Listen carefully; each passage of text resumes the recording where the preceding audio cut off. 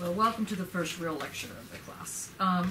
This is a very different course than last semester, and yet it will play with and against what you did last term. And what that was, for those of you who want to repress it, was dialectical thinking. And what does it really mean to not just think dialectically, but to inhabit this moment? And the thing to take away from that, the thing to not get rid of while we move into this very new sphere, is that the one very important positive aspect of dialectics is that it requires you to think in plural. So think of the thought, not an actual thought, just think of this thing called thought. And in this thing called thought, there's a lot of entities happening at the same time. So there's a simultaneity of things happening at the same time in one space. And dialectics gets you to understand how that works. So you can think of anything, it will have its other side, its not side, its 100% not side.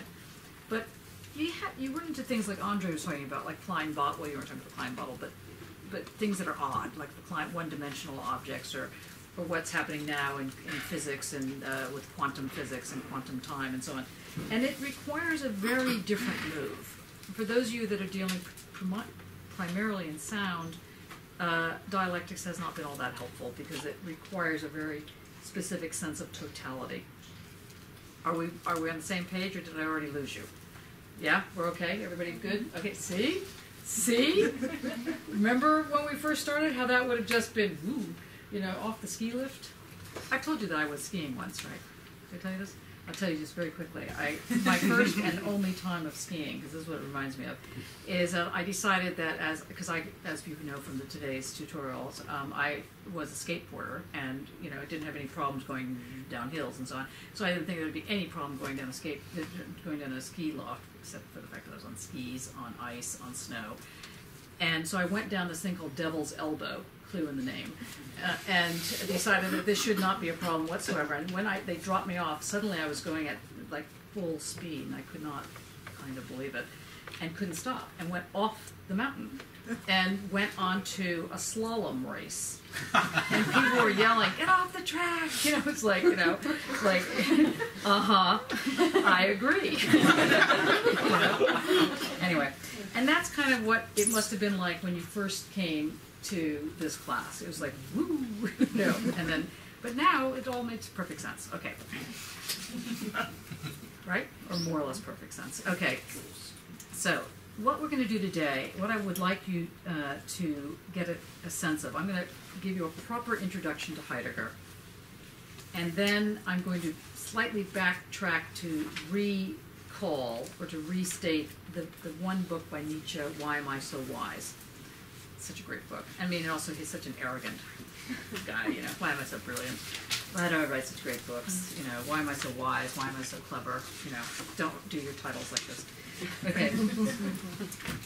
The thing that has flummoxed all people, all artists, thinkers, theorists, whatever, is how do you actually know that what you're saying is not just your opinion? How do you get beyond that? How do you know that it actually has some weight to it, has some gravitas? The usual answer is because it can be, quote, grounded. Remember, we did this whole thing about the ground, and that the ground was in the dialectical, the ground became the telos, because it was this whole move of going toward a purpose, and the purpose would come back around to form your movement. So your ground was the telos, was where you were heading. So what gave your ground was your purpose, and your purpose became your process. So the start was that you were going towards something, and that something would come back around and give you the impetus to go. So you want to get your MA, you're going towards your MA, and that whole thing about being an MA gives you the foundation around which you then can be. And we're not going to rehearse all of dialectics, but we can get into it as we... Now Heidegger, as you know, because I'm sure all of you at least cracked into the question concerning technology, although it should actually be called the questioning concerning technology, not a question. It's not actually a question. He doesn't have a question about technology. He's got a curiosity. So for the word question, put in the word curiosity, or put in the word questioning, a curiosity toward technology. That is to say, what brings you toward this thing? Whatever the thing is. Okay, we're not going to call it technology at the moment. We're going to call it this thing that you're attracted to going toward. So today, Ali, for example, her work was quite interesting. It was this thing that she was brought to. The curiosity brought her to a moment. Now, Heidegger says that Hegel cannot explain this curiosity. He can't even take it as a given. He can't even bring it into the system. For Heidegger, it is the system. You have to start with something that pulls you forward. So the first thing you should know about Heidegger, apart from the fact that he had some very serious issues politically, which is that Heidegger, as I've told you before, if you read Heidegger in English, you're okay. If you read Heidegger in German, you want to just put a knife in the head, because it's a very different read. And Heidegger, well, certainly his wife was a member of the Nazi Party, and et cetera, and he was, he has a lot of issues. They have a lot of issues, these guys. And for years, I refused to teach Heidegger. Then I decided, okay, he does actually say things that are kind of important, and so I couch this burning flame of a thing and ask you to handle it carefully, as all fire. It's useful, but it also can burn you. So as William Lovett says in the introduction, to enter the Heideggerian move is to be on an adventure. You must see it that way. If you see it any other way, you will just lose your mind. And you'll lose your way. So the first thing you must remember about the Heideggerian move is your curiosity. Is your, not ability to question, it's not about an ability, it's just this thing that brings you forward. To already say you have an ability to question is already wrong. It's this, what he calls the bringing forth. Now the great thing about Heidegger is that, and a lot of these philosophers, they all make, kind of words out of double words, like this is a noun called the bringing forth. Okay, sorry. So it doesn't mean to bring forward, it means the bringing forth. Okay, that's it. So you're like this thing that comes out and you're brought forth. Okay, now, so the first thing you must understand is that curiosity is the way forward, and that's the other word for the gerund form of question. Do you remember what gerund is? Ing. Good. Well done. I-N-G, ing. Gold ing. Just kidding. That's the first time that came to me after 20 years of teaching. Anyway, the ing is this process. So there's a noun and there's a process that happens. And the ing is this process. Now, Wittgenstein centers on the ish, red-ish, blue-ish, that kind of, but it's very similar. It's this, well, you're interested, who's interested? Amy's interested in trans, right? So there would be no in between, because it wouldn't be like you're here and then you're here and here, or you're like, male on the one side, female on the other, and then this sort of in between thing. No, this is like, it's not a continuum either. It's not like female at this end and male at that end, and somewhere in between is this thing trans. It's a totally different animal. That's what you need to understand. It's basically a surface. Yes, just write it down, just so you know. Surface. S-U-R-F-A-C-E. Oh, by the way, has anybody heard of the Horse Hospital in London? It's a gallery. Okay, but it used to be a horse hospital. If you have a chance, if you're going to London anytime soon, there's a show on by this guy named Tuesday Weld. He's a fantastic singer. Anyway, in Tuesday Weld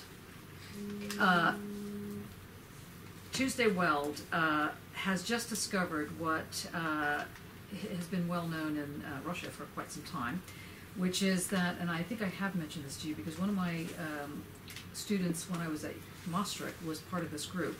It's called Hip Hop on the Bone. Did I tell you about this, about the X-rays? okay, so in the Soviet Union, when it was Soviet Union, not Russia, there was a censorship about hip-hop, and nobody could listen to hip-hop. So in order to get hip-hop smuggled into the country, the artist put it on x-rays. Because for some reason, and nobody knows what that reason was, x-rays didn't go through censorship. So everything was smuggled in. The hip-hop stuff was smuggled in onto x-rays. So the x-rays look like skulls and a broken bone or something like this, and then there's a song on there. And it's called Hip-Hop on the Bones. That was the underground movement. Anyway, he's collected all of these things, and that's what's on show. And I mention this because a surface, the first thing you need to think about with the surface, and don't get upset, is that the surface has some kind of thickness. So, if you're like Leonardo da Vinci and he wants to understand how to paint the surface, that's what, you know, in his notebooks he's trying to think about how do you paint a surface. And okay, we're not, as I'm not a painter, I'm not going to say how do you, like, you know, what colors you use or how do you get that sort of thing going. But the table here, like, where's the surface on this table? Is it the top of the table, or is it every part that hits the air? Which part is the surface? Or is there some other surface altogether? And furthermore, as you know, because we've done this many times, if we took a little blade and we sliced off this top and threw that over there, that would no longer be the surface, would it? It'd be a new surface. And every time I sliced, there'd be a new surface. The surface would go as deep as there was the thing that existed. And as soon as the thing didn't exist, the surface wouldn't exist, or as soon as you cut it away from the thing, it wouldn't exist, right? You know, it's a trick question, okay? And that's the dialectical move. But in Heidegger, he wants to make a different argument. He wants to say, you know how you understand surface, which is very similar to trans? You understand surface by understanding where this curiosity brings you. So you're being brought forward. You're sort of like this, I don't know, like the monster up there. Okay, the Godzilla. You know, going forward. Okay, unusual way of teaching Heidegger. But anyway, you're going forward to grasp the out there. But the out there is not just sitting there going, the out there is coming towards you. Something is calling you to go, so you're going like this. So the Godzilla moment of yourself, you're going like this, that would be called little b being. Sorry. Or in the formal sense, entity. E-N-T-I-T-Y, entity. Like an entity. But it's still like an entity, like a thing, an element. Little b being. And what you're being drawn toward is this thing called being, or big B being. I know. It's really like being in play school. That's why we have to bring in Godzilla, because otherwise these guys, they take themselves way too seriously. Okay, so you have big B being, yes? So where's granting coming in? Is sort of like, you know, where's what coming in? Granting, you know, because he talks about granting don't and go there yet. I'm sure. We have so far to go before we get to granting. Okay. We're just setting up this one little moment, this one little thing that's going on. So this thing, so you're going like Godzilla toward the thing, and the thing is going, come to me, my darling, come to me, like this, and at the same time, don't come too close. And you're going, I'm coming to you, but I don't want to come too close, I don't want to be swallowed up into you. So there's this tension. So your curiosity will take you so far, but it won't take you so far that you are swallowed up. So the expression, curiosity killed the cat, doesn't affect you in this situation, in the Heideggerian move. You haven't been swallowed up, you're just going, you're interested. So just put that in your mind, this kind of first moment. Now, this first moment where you're both attracted and at the same time not so attracted that you become one with the object is going to be called a discontinuous moment. So, in dialectics, you have the continuous thing. Let's think about this for a second. You know that the notion of linear logic. Linear logic means what? Simon? Cause and effect. Cause and effect. So if I, is this full? Yes. Yes. So if I do this, if I hit it, sorry, it will go away because that's the cause. I hit it and it moves because it's Newtonian physics. So I had to. Yeah. So if I hit it, it moves. That's Newtonian physics, cause and effect, right? Hit, move. That's linear.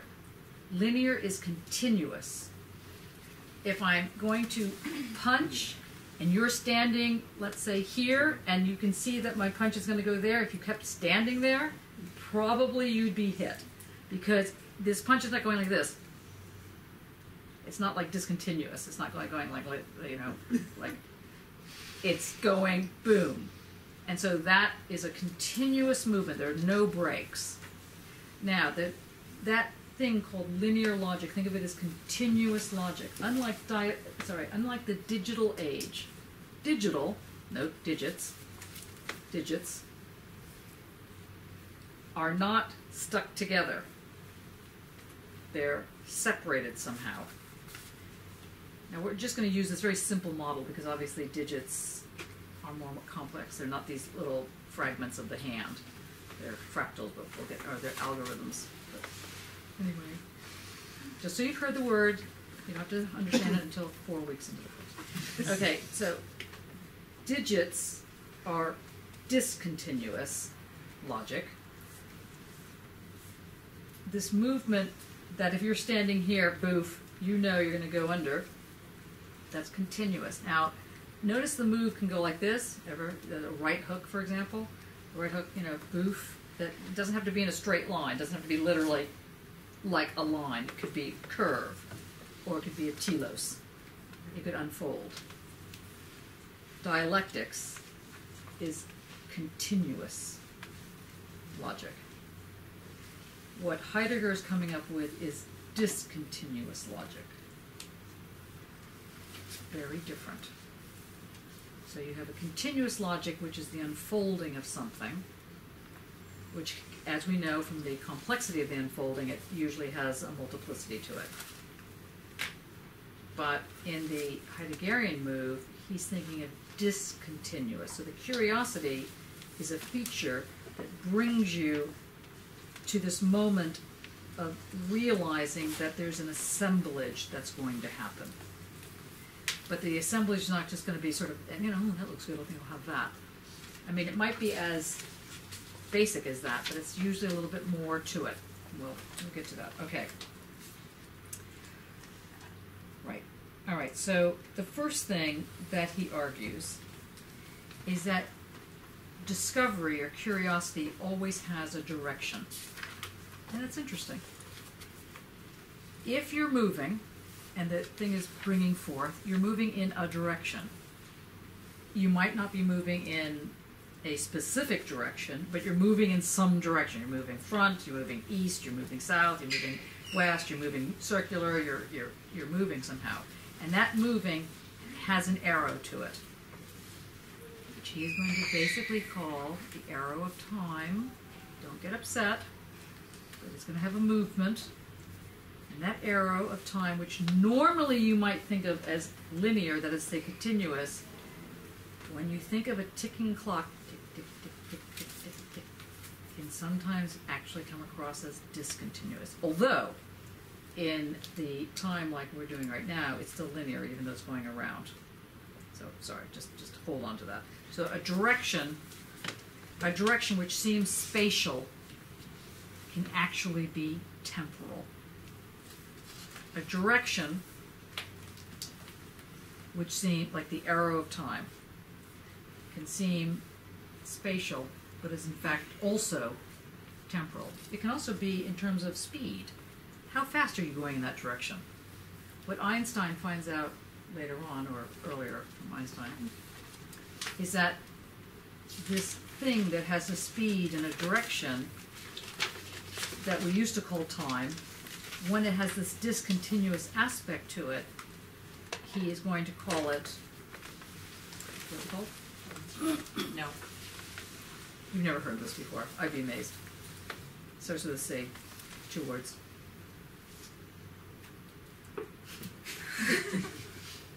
Curve time. Curve time. Buy him a beer, not this ginger stuff. Yeah, so curve time. So curve time moves like so, but we will get back to that. I'm sorry, I wasn't even meant to tell you that tonight. Okay. The next thing that Heidegger is going to put on the table is that this discontinuous adventure that has a direction, except we don't know what that direction is. That direction is, whatever the direction is, where your curiosity is pulling you. That's the direction. So it's not necessarily a direction to good art or truth or discovery, it's just a direction. So this, you're moving in this direction. So and that's why I think Ale's presentation today was quite interesting, because here she had this, I'm not sure if everybody was here in the room that saw it, but she had a kind of underground environment of, you know, like it was underneath, what is that thing called, the spaghetti? Spaghetti junction. The spaghetti junction. Sounds like a Western, actually. But anyway, the spaghetti junction in Birmingham somewhere. And underneath it was all this like, sort of detritus, you know, graffiti, stuff like this. And she was looking at it because she was compelled to it. She was compelled to go toward it. This compelling is what we're talking about here. And it gives you a direction. It's not like you have a hunch. I have a hunch that if I go in this direction, this will happen.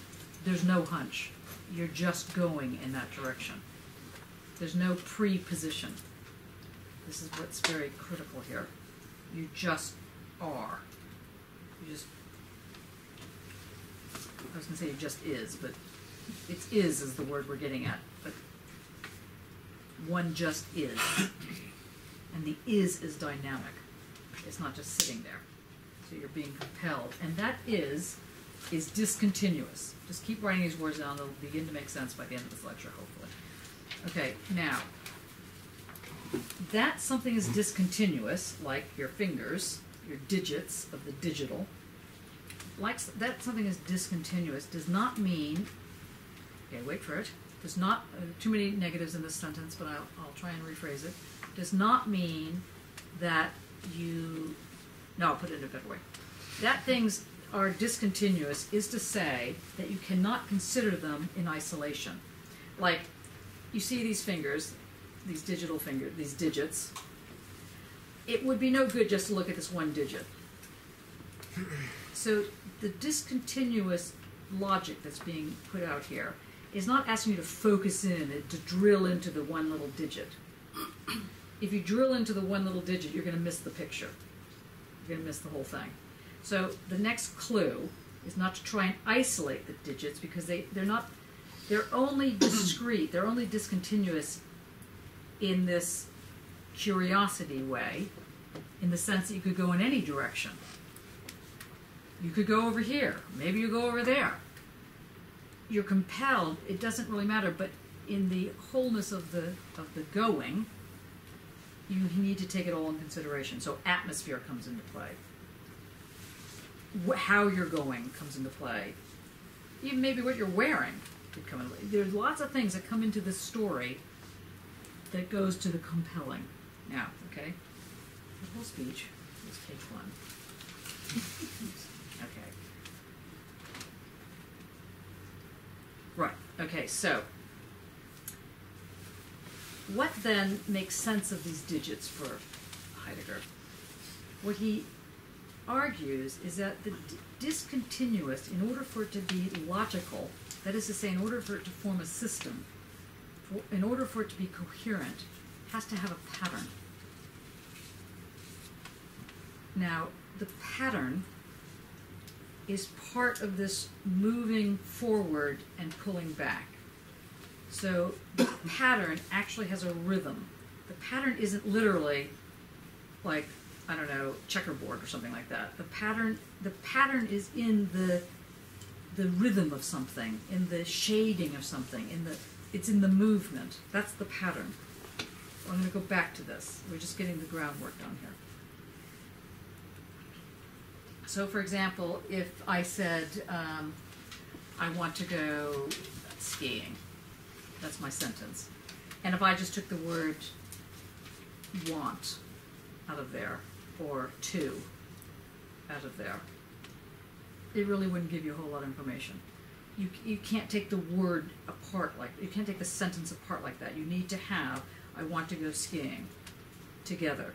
I mean, you might be able to do it in some way, but it would cause you to go into kind of free fall. So what Heidegger is saying is that the pattern is constructed in the discontinuous unity of something. Just write that down. The pattern is established in the discontinuity of something being held in the same space. Could you swap the word pattern for system? Yes, in this example. Can you explain why you came to that? Not really. Okay. Johnny, so is that unframing then? Will you I'm stop sorry. it? No, I mean, I'm just like, I'm trying to follow the essay to what you're talking to. It is, but only partially. Just put this down so that you just allow yourself to be bathed in the nonsensical sense of Heidegger, okay? And then we can get to the sensible part where you need to rationally stick everything together, okay? Just let it wash over you, okay? Like you were like Godzilla going toward. Okay, that probably is not working. Okay. Drinking, yeah. Marshmallow Man. So to put it slightly differently, or to say the same thing in a slightly different way, is that this is the basis of understanding a methodology that we will not call rhizomatic, that we will call poetic, or what he actually calls poiesis. P-O-I-E-S-I-S, poiesis. It's what's meant by poetics of things. It's what's meant by, if you're talking about Bachelard, yes. If you're talking about a poem, no. Yeah, Bachelor. Bachelard, yeah. So it is. Do you want to say something? No. Oh, no. Okay, sorry. Very important, Nick. So poiesis with the, if you really want to work on it, then there's a flat bar over the E. So it's P-O-I-E-S-I-S, and the E has a flat bar over it. Except I can never find this flat bar on the keyboard. So if you find the flat bar, send it to me so that I can then type it into everything, because I've just given up trying to find it. Okay, and anybody knows how to put a flat bar over an E, great. But then we have different font sizes, so we have these issues. Okay, so if you can find the flat bar in the E, then you know. Okay, so poiesis. And so poiesis is not just an entity, it's an actual process of thinking. It's a method of thinking. It's a method, actually. It's not even thinking, it's a method.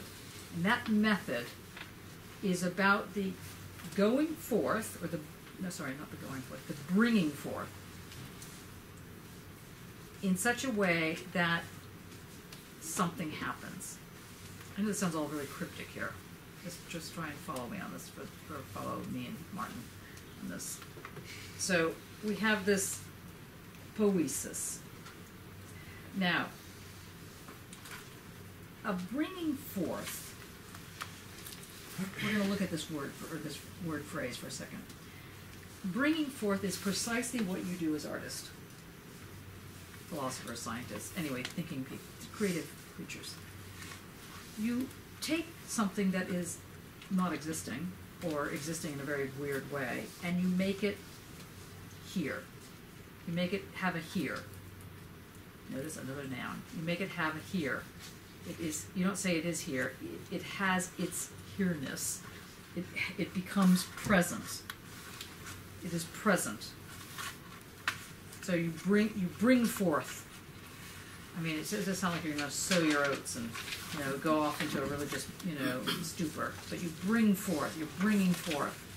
So the bringing forth creates the is. Creates what is. Now that's different. That's why the trans thing is different, because in the dialectical move, you can never be in the is. You can never be in the present, because the minute you're in the present, it's past or it's future. In dialectics, the present is an abyss. It doesn't really exist. You can go for the present, but it gets out of your hand. For Heidegger, it's always the present. That is what's mattering. That is what matter is about. It's the yes? Oh no, sorry. Okay. It is the present. And the present is the same thing as the surface. In fact, the present is a surface. And for those of you that are absconding into photography, you will find that the image, the photographic image, when taken away from traditional ways of understanding photography, is precisely this surface. Okay, so let's start again. You are in your Godzilla moment. You're going toward your little entity. You're going toward being, because you're just curious. You're just being pulled forward like so.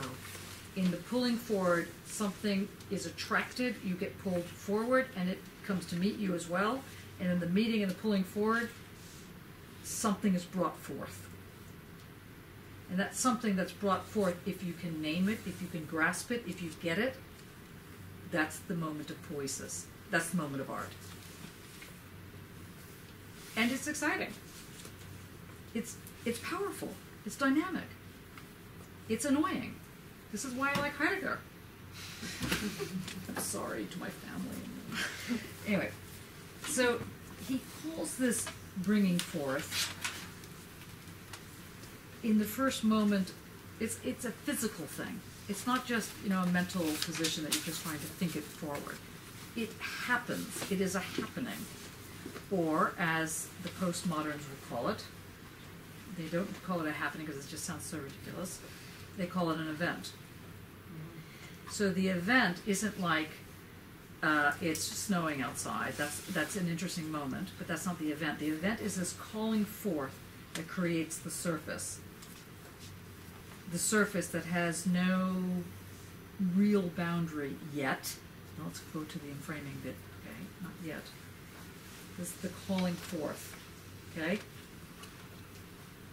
Soon we're going to stop. As soon as I get all of this out on the table, then we'll open the book and we'll look at it so I can hear what you have to say. I don't want anybody left behind on this. It's complicated enough.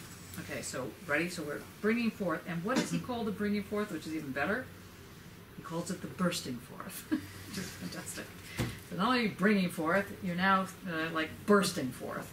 What burst forth is that you're bringing forth, and this thing is coming, and then what comes is whoosh, the bursting forth, or another small word, 3 letters, starts with an A, ends with a T, art.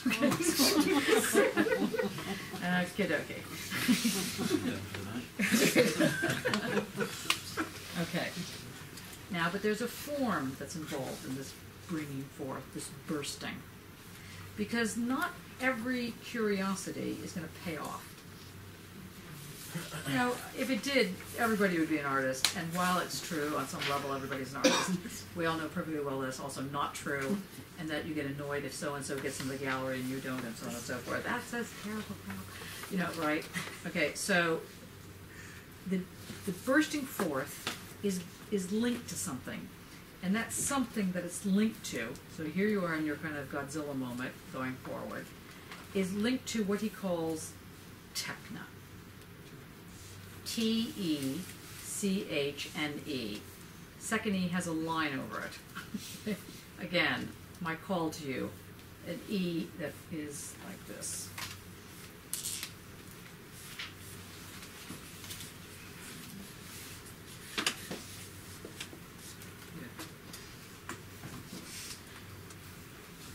I really wish I had a black border or a white border.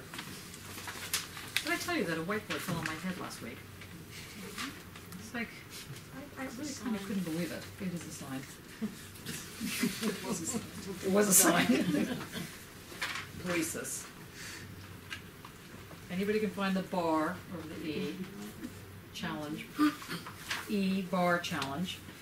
Yeah, I was in a meeting, a really intense meeting that people had been planning for months, and there was a lot of political wrangling about this meeting and so on and so forth. And I finally got to this meeting in this tiny room, and I was sitting in the back, sort of where Jamal is, except instead of behind you is this kind of whatever that board is, whatever that thing is, that interactive thing, was this huge whiteboard. It's like quite large actually. And just as I was going to make a point, it fell off the wall onto my head. It was unbelievable. I had a concussion. I was completely amazed. They called the ambulance. You know, it got to be really out of hand. Anyway, I'm not sure why I told you that. Okay, so techne is the grasping. So you know, with your brain, when you say, "Oh yeah, I think I got it," and you say, "Yeah, I think I got it." That's your brain grasping. You grasp it. The techne is the way in which something is grasped. And done. What? And done can it be applied to doing, the way of doing it, well, not just the way of thinking technically. Yeah, in fact, that is what it is. It's the doing form of thinking. Yeah. Yeah. So if you say I'm comprehending this from the artwork point of view, it's the techne. Now, the way that gets translated in sort of normal life is that it sounds like it's handicraft, or there's different ways of translating this. But actually, the way something's being grasped has skill to it. So take Guy's performance that no one saw but Henry and I. Okay, so at some point you've got to show it. So he's playing around with this cassette and he's doing all this stuff and whatever. There was a very specific kind of movement that was involved, even though it wasn't like scripted as such. I mean, you knew kind of what you wanted to do. You were playing with sound and levels and this and that. But it's not like there was an actual purpose other than the fact that it just felt right.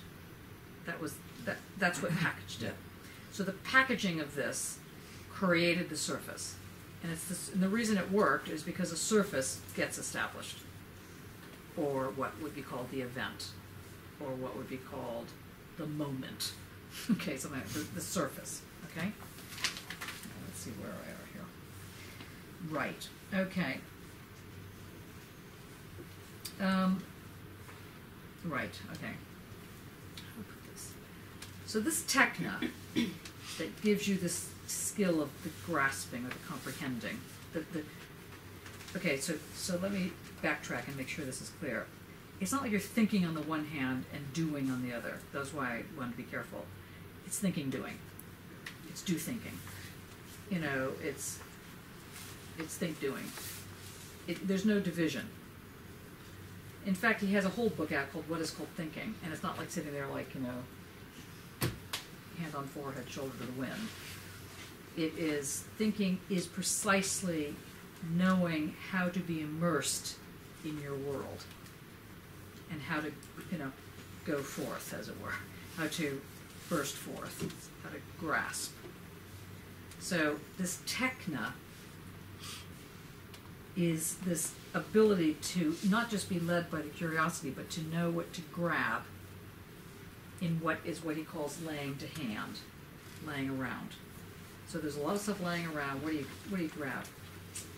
And what he argues is that this thing that's laying around that you grab, like let's say you want to make something out of this table. So what are you going to grab? You're gonna look and, well, maybe I'll take that because that has gray, and that because there's got liquid in it, or so. There's going to be reasons for why, not fully thought out reasons, but sort of reasons, half reasons, quarter reasons, third reasons, little reasons, and that grasping will help in the bringing forth. And what you're grasping, this laying to hand, is what he calls the standing reserve. Standing reserve. So it's what's laying around. That's the standing reserve. And anything that's laying around could be standing reserve, but not everything that's standing reserve. No, it's the other way around. So standing reserve names that which is appropriate to be grabbed in the level of things that are laying to hand. And your techne gives you the skill to know which one to leave out and which one to take in. But it's not this pre-planned techne. It's a rationality that's not based on this systematic logic. It's a rationality that's based on patterns, on whether or not something matches or doesn't match in a patterned sense. Lula? Sounds a bit like intuition, techne. Yes, but it's not. Yeah. Yeah. And why does it sound like intuition? Well, because the way that you phrase that it tells you what to grab, and normally, like, intuition kind of tells you, you go by, if you're an intuitive kind of thinker and you're listening to So let's your put that body. slightly different then. Let's say intuition is actually techne. Okay. Because intuition that is not techne is going to lead you astray. Yeah. So let's say you have this fantastic hunch, and it's completely without any basis at all, and Yeah. makes absolutely no sense, not even to yourself, on any level, then probably it's not going to work. Okay. So that's why I ban words like perception and hunch, not hunch, but perception and intuition, because it tends to fall back on a Hegelian notion. But if you want to get the art notion of it, Yeah. this is what he's talking about. So it's that instead of using the word intuition, that is what techne is. It's the embodied way of a skill set that is connected to curiosity. Okay. Got it? Yeah. Okay. Now, so basically, he says that the techne helps bring something forth, helps make this art appear. The skill of it makes the art appear. In the art appearing, the art that appears, that shows up in this thing, in this, let's say, this surface that's happening, it too has an energy. So you're creating this thing, and then it too has its energy, and that's a lot what art is about. You create something, and then it goes off and does its thing. So that's why a lot of times artists will say, I don't want to talk about the art because it's doing its own thing. Well, that's probably true on some level. At some point, the art leaves the artist, and, you know, that's it, bye-bye. Whatever the artist thinks about it, it's fantastic, but the artwork has its own kind of, you know, hum and element to it, right? This sort of thing, this humming thing. Now, for Heidegger, he's going to call that the physis, the physic. Oh, the- physis. What? Pieces? Physis, yeah, physis, whatever. Physics, basically. The physicalness of the art piece. The physicalness of the surface. Let's not call it art yet. The physicalness of the surface. The physicalness of the happening. The physicalness of this thing that you're being, has this dynamic energy, this pull. It has its own game it starts to play. That's when you know you've got art. That's when you know it's alive. When the piece itself starts doing something weird. That's the moment you're in the moment. And Heidegger's trying to name that moment. He's trying to give you tools, annoyingly. I wish it could have been like Sarah Heidegger, or some other, you know, or something. Anyway, sorry. Okay. Now, in Greek philosophy, and you'll note a lot of these philosophers, you know, are obsessed with going back to the Greeks because, A, they're dead.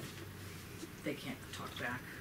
It's like I mean, it's just kind of interesting that on the one hand, there's this whole thing about how in you know, the Greek philosophy, the ancient Greeks, you know, democracy is that. Meanwhile, what's happening for Greece right now? You know, it's like, oh yeah, the Greeks. You know, like in present day, it's like they had nothing to stand on. But in the olden times, so there's this kind of nostalgia. So sorry about that. This is an annoying aspect. However, one of the things he's saying, which is very interesting, he said the notion of in Greek philosophy, the word physis or physis in Greek philosophy means to master something. Now, to master the matter, to get to the heart of the matter, to understand the physics of something, is to get to the heart of it, to get to the core of it. But for Heidegger, there isn't a core. You're not going to get to any core. So he's not talking about the mastery of something. He's saying the object itself masters. The person who creates it doesn't master it. If you master your own artwork, you've killed it. So there's no mastering of any artwork going on. The artwork has to have this bursting forth thing. And the more it has that, the more pull it has, the more it is a powerful piece of work. Okay, so now, so he says that he looks at Descartes' notion of doubt.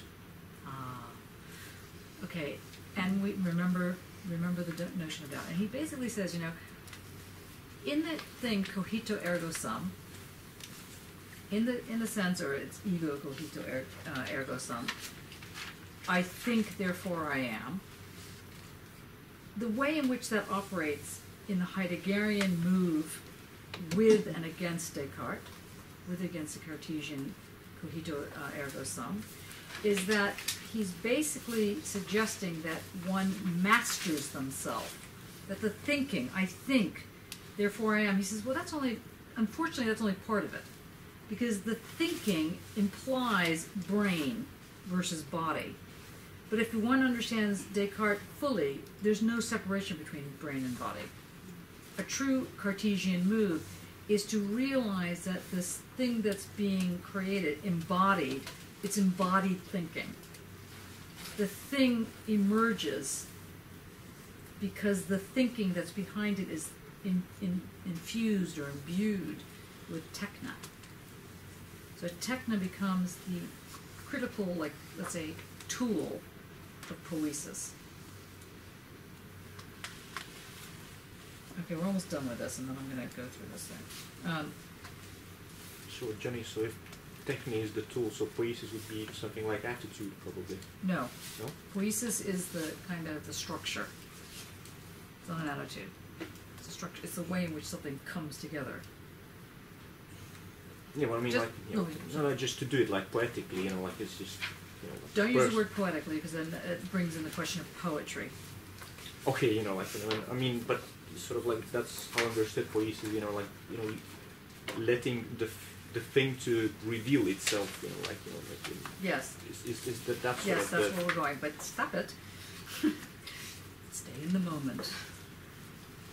Stay right in the surface. Stay right in the moment. Our time is moving. I know our time is moving. It's not moving that fast. So just stay in the moment for just a second more. Okay, because the important thing is that in this cogito ergo sum, argues Heidegger, not Descartes, but Heidegger, in cogito ergo sum, the human, the person, is able to represent reality to themselves. So once one gets this relationship to reality, and once one is representing reality to oneself, Heidegger argues this is the basis of modernity. Modernity is the representation to oneself of the world. Whereas if you're not a modern, this is not the issue that's going on. It's the cosmos, you're like a part of the world. But in modernity, the world is thrown out to you, and you then are able to bring it back to you, and you represent it. And Heidegger is saying, we've got to get rid of representation. Representation is the bane of progress. Representation kills the curiosity. I jumped there, so we're going to go back to it, but he says, literally, man could represent reality to himself with his cogito ergo sum. That is, he could set it up over against himself as it appeared to him, that is to say, as an object of thought. In so doing, he felt assured at once of his own existence and of the existence of reality thus conceived. Page 111 in World Picture. For Heidegger, the notion of representation then is the basis of modernity. For Adorno, as you remember, and Kant and the rest of those characters, what was the basis of modernity for them? Change, called with an E, enlightenment. That was the basis of modernity. For what's-his-face, Heidegger, it's representation. Now, he means representation, the ability to be involved in the Enlightenment in order to, so that you can represent is critical here. But what Heidegger wants to say is that, before representation, or not, it's a logical before, it's not actually before there's representation, something else happened. To, sort of lose representation for the time being and just understand how the present exists. The present can't be represented. This is why you guys are doing sound have a bit of a leg up on this, because it's not, it creates a surface, and there's no way to represent it. If you start talking about it in representational terms, also same with forms of imaging, certain forms of imaging, you can't talk about it representationally. Well, you can talk about representationally, but it's not going to do anything. It's not going to really get at the, because that's one level removed from the actual artwork. So to create work is to create this moment of a surface, and the surface is created by going forth, and the relation between, say, being, big B being, and little b being, creates this energy, this moment. And Foucault has a word for that, and the word that he uses is discourse. So what Foucault will say, later on taken up by people in civil disobedience, freedom fighting, so a racist discourse. A racist discourse, for example, is that thing is the surface that's created, that one is engaged with. But you couldn't really necessarily say, well, here's what racism really does. You have it, all that there is, and all that. You can't talk about racism the way that it actually might operate in reality, or sexism, or any of the other isms that go on. There's this, a discourse is established. Just pocket that, because that was meant to help you, but if it didn't help you, then that's not so good. Last point before we take, or maybe we don't have to take a break. We could go a little bit longer. I don't want to get too far into this before you don't ask questions. Last point about this. Technology then means the logic of techne. Ology meaning logic of. Techne meaning way to grasp. So the question, or the questioning concerning the technique of, or the logic of the techne, is what he's getting at here. So when he says technology doesn't really have anything to do with technology, what he's saying is annoying. What he's saying is that the logic of the grasping of something doesn't have anything to do with whether or not we're listening to it on our iPhone, or it's dealing with the atomic bomb, or any of this other stuff.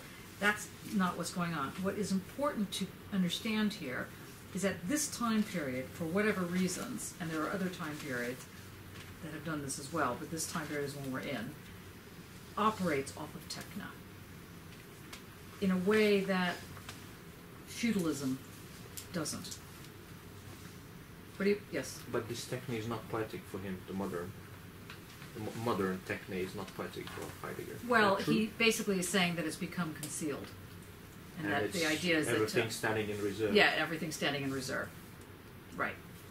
But that's not poetic because it's not Because revealing, it's standing disclosing... Well, no, because it's standing in reserve, so it hasn't come out of standing in reserve and gone into the bringing forth. It's still like lying around, and people are still taking each thing granted. Individually. And it's like sort of very static. Static, yeah. So the standing reserve creates a stasis. And that's the problem for him That's the with problem. modernity, because it is what it is. It's that sort of a moment. It is what it is. Yeah. And it doesn't let things. And it keeps going back to representation as opposed to toward poiesis. Yeah. So, much to his horror, he's becoming a postmodern thinker. He would be dying if he knew that this was. He had created this incredible movement called postmodernism, which basically So you said racist discourse, so that's sort of a techne as well, Mm-hmm. That's a specific techne, Yeah, so absolutely. in which you are engaged and which sort of directs your logic. Then. Yes, absolutely. There's a really good quote that I read in one of my current issues in art and design education Oh yeah? module. It said modernity stemming from the Enlightenment tradition has not been destroyed by alternative visions but by the collapse of all visions. everything goes but nothing much counts. And I just thought that. Interesting. Yeah, very nice. Depressing. Yeah. Did people see the link that Mattia sent around on the 5-minute link that Mattia sent around about explaining how that sort of the Heideggerian move, which explains George Osborne? Did you see that? Okay, what I'll do, we can take. Do you want to take a break, or do you want to continue with this? We'll take a little break, and while we take a break, I'll set this up so you can see it. Let's not make it too long because it's snowing and this and that and whatever. I'll set it up. So, could someone just turn that machine on? Okay. The reason I want to show you this is because this filmmaker, Adam Curtis, he's a documentary, a very well-known documentary filmmaker for the BBC, basically. It's a 5-minute thing, so it's not going to take that long, 5 minutes.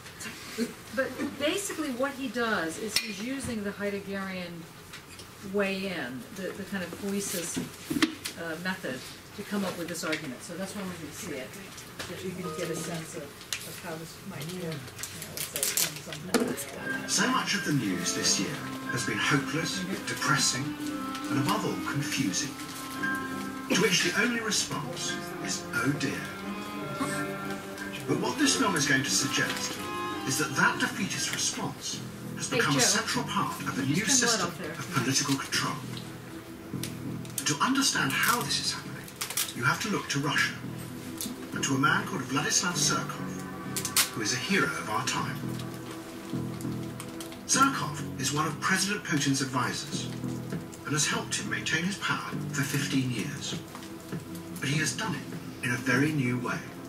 Vladimir Vladimirovich Putin. He came originally from the avant-garde art world, and those who have studied his career say that what Surkov has done is import ideas from conceptual art into the very heart of politics. His aim is to undermine people's perception of the world, so they never know what is really happening. Surkov turned Russian politics into a bewildering, constantly changing piece of theatre. He sponsored all kinds of groups, from neo-Nazi skinheads to liberal human rights groups. He even backed parties that were opposed to President Putin. But the key thing was that Surkov then let it be known that this was what he was doing, which meant that no one was sure what was real or fake.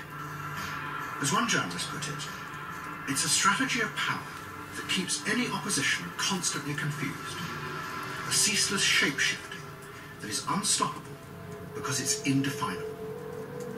Which is exactly what Surkov is alleged to have done in the Ukraine this year. In typical fashion, as the war began, Surkov published a short story about something he called non-linear war. A war where you never know what the enemy are really up to, or even who they are. The underlying aim, Surkov says, is not to win the war, but to use the conflict to create a constant state of destabilized perception in order to manage and control. But maybe we have something similar emerging here in Britain. Everything we're told by journalists and politicians is confusing and contradictory. Of course, there is no Mr. Surkov in charge, but it's an odd, non-linear world that plays into the hands of those in power. British troops have come home from Afghanistan, but nobody seems to know whether it was a victory or whether it was a defeat. Aging disc jockeys are prosecuted for crimes they committed decades ago, while practically no one in the City of London is prosecuted for the endless financial crimes that are being revealed there. In Syria, we are told that President Assad is the evil enemy, but then his enemies turn out to be even more evil than him. So we bomb them, and by doing that, we help keep Assad in power. But the real epicenter of this non-linear world is the economy. And the closest we have to our own shape-shifting, postmodern politician is George Osborne. He tells us proudly that the economy is growing, but at the same time, wages are going down. He says he is cutting the deficit, but then it's revealed that the deficit is going up. But the dark heart of this shape-shifting world is quantitative easing. The government is insisting on taking billions of pounds out of the economy through its austerity programme. Yet at the very same time, it is pumping billions of pounds into the economy through quantitative easing, the equivalent of £24,000 for every family in Britain.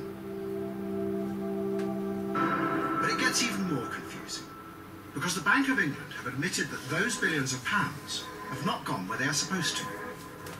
A vast amount of the money has actually found its way into the hands of the wealthiest 5% in Britain.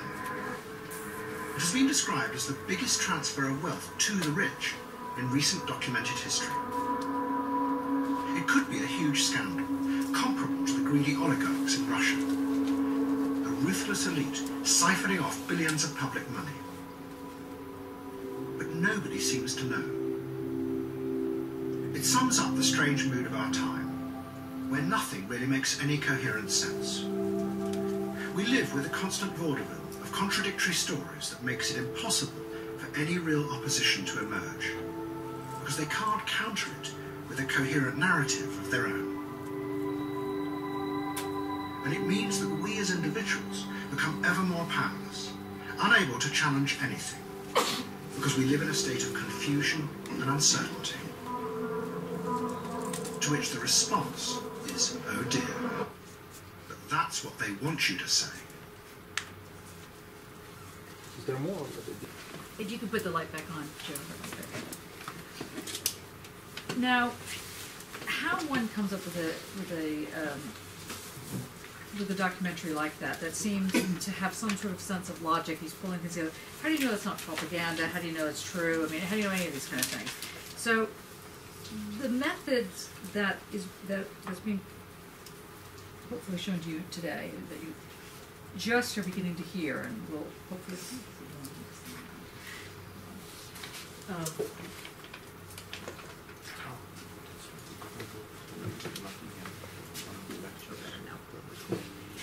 You'll be able to get a sense of how do you know what's being said to you is true. And that's what he's arguing. Adam Curtis is basically saying, if you look this, this, and this, the difference between, let's say, a modern way of understanding truth was that it was linked with dialectics. Today, in the so-called postmodern world, it is based, and that dialectics is a linear logic. By linear, we have already gone through that whole shtick. The linear has this way in which things are connected, so there's a cause and there's an effect. And so you can understand how this cause and effect operates. But in a discontinuous logic, how then do you understand how truth, or some form of truth, or the truth is created? And I go back to say, how do we know that's propaganda, or that's true, or that's sort of true, or just pushing some sort of buttons? How do we know what's going on? And what Heidegger is going to argue, not so much to answer that particular documentary, but he's going to make the argument that the truth is, there's different types of truth, which is not to say that one is more true than the other, but there's one type that we're going to learn about today called Alithea. A-L-T-H-E-I-A. Alithea. Alithea. Is that word? Yes. Say it again. Alithea. Alithea. Yes, or Alithea. In the American. American Greek. American Greek, that's it. The American Greek of pronunciation. Sorry. A-L-T-H-E-E-I-A.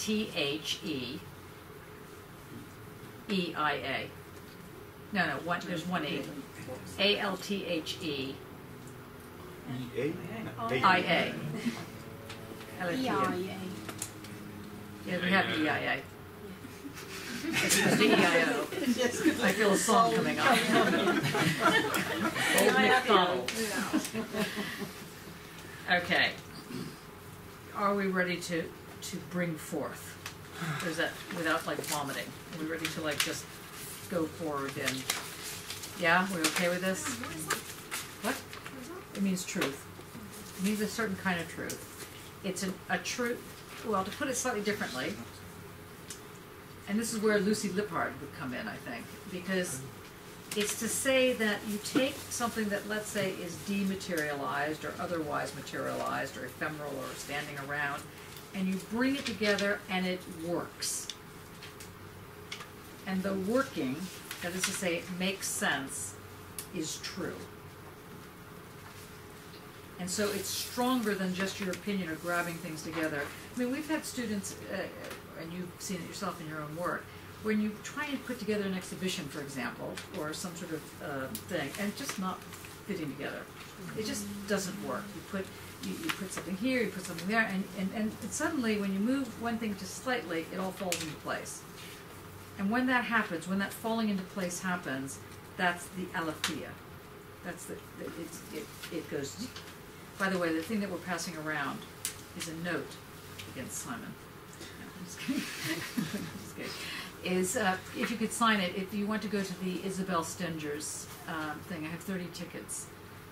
So just want to make sure, and we'll figure out how we're actually getting there. No idea what I've just signed up for. But okay. Okay. Okay, what it is on the 17th of February, for those of you, now, if anybody wants to remove their name, did everybody sign this that wants to sign it? Did you sign it? Okay. Isabel Stengers, as we know, is a philosopher and a scientist and a kind of interesting woman just in her own right, who bizarrely, until very recently, was refusing to speak in public. And she was certainly refusing to speak in public to academics, so she couldn't stand them. That was fantastic. You know, so of course I had to love her just on that reason alone. Now, I've never met her. I've read her books, and you've read some of her work. And I think she would be interesting. She's speaking at the Nottingham Contemporary on the 17th of February. So we're going to trek up there in the day, and maybe I can get train tickets for cheapo or something. I don't know, we'll figure something out. And then we're trekking back on the same day. And that's a Tuesday. That's 17th of February. Is there anybody who hasn't signed this that would like to sign it? Okay, good. Right, sorry. Okay, so let's continue now. Technology in the usual sense of the word is understood, or in the Latin sense of the word, is understood as an instrument, hence gadgets or whatever. And in the Latin sense, in the instrumentalism sense, if something is an instrument, what it means is that it relies on a relationship of cause and effect, which is why Heidegger is trying to get into this argument that despite the fact that our world is inundated with technology, and that form of technology, the cause and effect version of it, that is taking over the world, as it were, is not the kind of technology that he also thinks is simultaneously existing precisely because we live in the age of the Enlightenment. So there's something going on, which we'll get to probably not today, but so Heidegger wants to argue that the technology that he's talking about here, that actually underwrites what is art, that form of the technology is something that doesn't relate to the cause and effect. So the reason I'm trying to connect, this might be too big of a leap for today, but the Adam Curtis film, apart from just being interesting, that is being put together via what one would call a nonlinear argument. And he's trying to create here a nonlinear argument, but it might just have been too big of a leap if it's still not clear. Does it make sense because of the pattern then? Yes, it makes sense because of not because of the pattern of the cuts. No, the pattern of the repeated logic or something. The repeated logic, yes. And kind of iteration. What's that? That the iteration. The iteration, yes. So, good. You could say that the technology of politicians is like it could be probably technology of chaos, which has. Well, let's just not call it the technology. Let's call it the techne at this point. Because which has a the purpose. logic of the. But it's not. What you need to grasp here is that there's not a rationality that's being. It's not like, on the one hand, it's not like people are sitting together and coming up with a plot. Although sometimes you get the feeling that might be the case. On the other hand, so there might be some plotting, but the plotting didn't start off that way. It started off in a different scenario than people then are organizing differently. And the question is, how does one organize in a non-linear environment? How does one, there's a lot of work out right now on warfare, non-linear warfare. particularly now that the drones are quite large and so on and so forth. Nonlinear warfare, the earlier version of that was called guerrilla warfare. Not playing by the rules, basically. Well, they were playing by rules, just different rules. And the different rules don't have the same, like in the very early days of war, let's say very early, but let's say during the Revolutionary War when one country that I'm from won, the other country that I've landed in didn't. We'll just use that as an example. Okay, is that people would line up and shoot each other, and then one group would die, or they'd all die.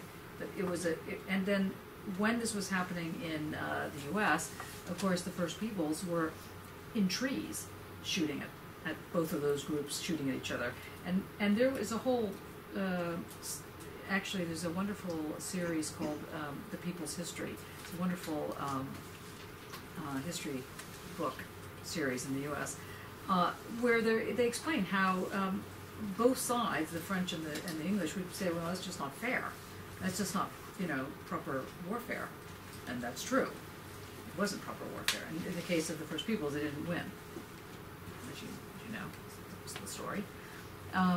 In the case of what's happening now, where this sort of different kind of board game exists, which is a multi-layered discontinuous logic exists, cutting off the head of one aspect, cutting off the head of Al-Qaeda, for example, doesn't necessarily mean anything, because it's got a whole other group that pops up, and some of them are talking to each other, and some of them aren't. And so it's a very different world, and this is the world that Heidegger is trying to reveal. Yeah, bring forth, not bring forth necessarily he's agreeing with it, but to give you a logic of how to deal with it. The dialectical logic doesn't work on it. It only takes you so far. But as it turns out, since he's not really that interested in how that logic is working in terms of the political side, he's interested in how it works aesthetically. But it just so happens that the aesthetic logic of discontinuous logic is also, bizarrely, the aesthetic logic now. This is why I wanted to show you that film, that little clip of, if it's true, what Adam Purvis is arguing, which is an interesting thesis. He's arguing that this kind of aesthetic position, this thing that let's call it conceptual art, or techne, to bring that in politically as a way of underwriting political movements is fascinating and scary. I mean, it's interesting as a position. So I just wanted to bring it to you because if you caught it, he's basically saying that the way in which sort of world politics are playing themselves out is by using the same arguments that you're hearing right now about how an aesthetic moment is brought forth. So how do you, when there's a standing reserve and something can be pulled in, it doesn't really matter what something, and it will create a truth, that is, it will create some sort of cohesion. How does that work? So he's talking about it politically in the political science side of it. We're trying to talk about it in the aesthetic side of it. It does create a fascist, or a type of, it's not fascism in the Nazi sense, it's a totally different type of yuck. It's a totally different type of problem. And it's something serious to be considering. Okay. Going back to this, because I'm not suggesting that you should go back to traditional forms of art. I'm just saying that we're trying to understand this. Okay. So in the Latin form of technology, it is a cause and effect logic. There's a consequence. So whatever has an effect will make a consequence. So in other words, you could say that the end will affect the beginning, and we're back to that teleological argument that is so much a part of, the fond side of Hegel and so on, that telos, that the cause and the effect react with each other. Is this setting in, or have I just, nope, okay, very quiet. I'll open the book in a second.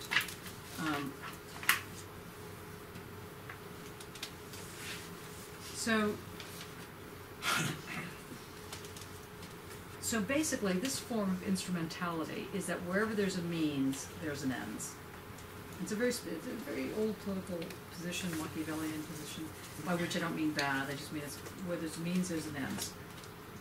But in Poiesis, the means and the ends are very odd. because the means and the ends are the surface.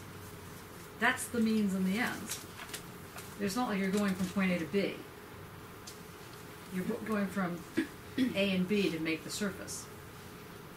Very different animal. And that animal makes even more peculiar sense when you start thinking about curved time and curve and wormholes and things like that, which we'll get into in a little later in the course. Okay. So what Heidegger does is he draws out 4 old versions of cause and effect, which I'll just tell them to you, but it's in the book, so you can just take a look at it at your leisure. Okay, the first one, there's 4 traps of cause and effect. Materialis, formalis, finalis, and efficiens.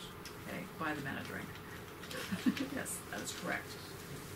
What's that? So why don't we put a sack over it? Okay, there's my that's right. It's expensive. That's right. It's a point. Well thought through. Yes, want to say it again? Materialis, And which means? a material cause. And what is the material cause? The example with the chalice. To make a chalice, you need silver, so that's the first cause. So the thing that makes the chalice a chalice is precisely at least that you're using silver. Yes. Right? Okay, next. Then there's the formalis, which is a shape or a form into which you need to mold. Okay, so that causes the chalice to become a chalice because it's not looking like a shoe.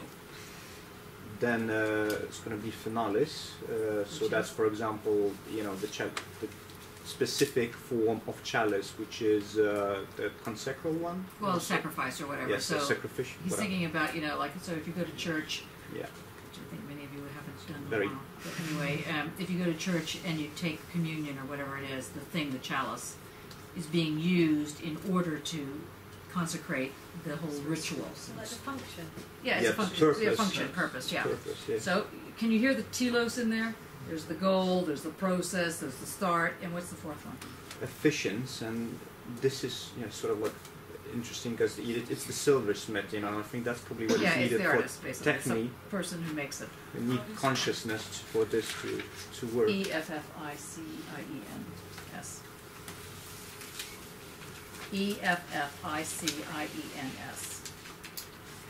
So these are 4 different ways that cause and effect come in, and all of you will think this about your own work. You'll think your materials will limit or guide you, or whatever the story is, that what you're making also gives it its shape, or whatever the story is. These 4 items, he says, are very, very traditional features of cause and effect, and they're absolutely tied up with linear logic. Now, then he goes off on a tangent, and he basically says, but why 4 and not 400, or, why these 4, and, you feel like you're in an old Seder, why do we lean to the right rather than the left, and anyway. And so he basically says, it doesn't really matter if there's 4 or 4,000. The real question is, we're missing the character. We're missing we're missing that energy, that dynamism. It doesn't matter if you have the cause and effect X, Y, and Z, it doesn't explain this energy thing that happens. And that's what he wants to set up to explain. What's that? It doesn't explain the whole. The home, this thing that happens, the bringing forth. So he brings in, what does he bring in? Okay, starts with a G. G, sorry. Yeah, what's the German word? Okay, he starts to talk about a different way to understand this, that how something exists. Okay, the object of this game for Heidegger is to come up with truth, or to come up with this is actually an object of art that works as art. So when he says Alithea, he's saying the same thing, or whatever, how you pronounce it. How do you pronounce it? Alithea. Alithea. Sorry. No, I know. No, Okay, it's it's my all New right, York I think. version. It's really horrible. It's like Van Gogh. You know what I mean? When I was in Amsterdam, I was like, Van Gogh. You're right, you're totally right. Anyway, okay. So in Alithea, this is the word for the truth, but the truth is an art truth. When I say the truth is an art truth, what do you hear? It's poetic. It is poetic, yes. but it's a bit circular here. It's poetic because it's able to hold together. And because it's able to hold together, it has a materiality. And because it has a materiality, it has a truth. And because it has a truth, one can work with it. Let's try that again.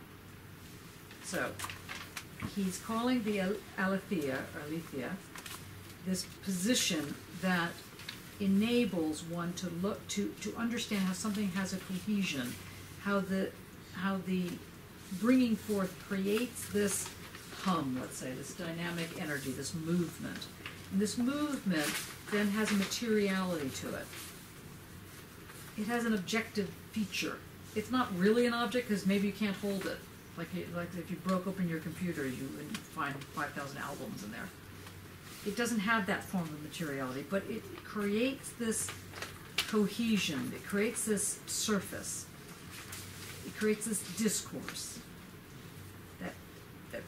That because it is able to withstand the way it's being formed, it is true. So it makes a ground. So it makes a ground. Very good. Excellent. Now, let's be clear about this word truth here. So, the racist discourse is not true because it's saying that people of color or people of different ethnic origins or people who are female or whatever the position is, the essential position, is that they are lesser of a human. That's not what's true. What's true is that the discourse exists. Stick together. It sticks together. So the notion of truth is that the pain, let's say, of homophobia or misogyny isn't just made up. It's not like somebody just walks around going, well, you know, it's just bad. It is because it has a materiality.